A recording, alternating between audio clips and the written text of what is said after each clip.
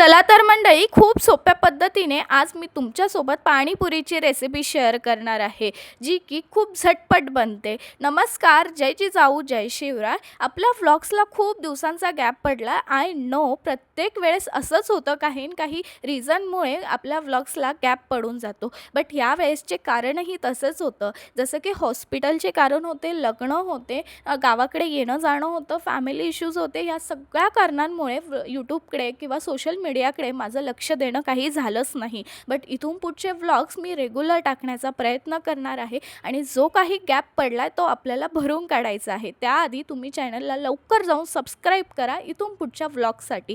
तर आता मी तुमच्यासोबत शेअर करणार आहे पाणीपुरीची रेसिपी. मी जवळपास 1 किलोच्या आसपास बटाटे घेतले होते, त्यामध्ये चणे ॲड केले आणि 3 ते 4 शिट्ट्या करून घेतल्या होत्या. पुदिन्याचं पाण्यासाठी मी घेतला होता पुदिना, कोथिंबीर, मिरची आणि लसूण. हे सगळं छान मिक्सरमधनं ग्राइंड करून घेतलं होतं आणि त्यामध्ये थंडगार पाणी असं ॲड केलं होतं आणि पाणीपुरी मसालाही ॲड केला होता. तोपर्यंत माझं कुकरही झालं होतं आणि छान बटाटेही उकडले होते. छान बटाटे मॅश वगैरे करून घेतलं, त्यामध्ये कांदा, मीठ आणि कोथिंबीर ॲड केली होती. एकदा ही रेसिपी नक्की ट्राय करून बघा. इथून पुढच्या व्लॉग्ससाठी लवकर जाऊन सबस्क्राईब करा. चलो बाय.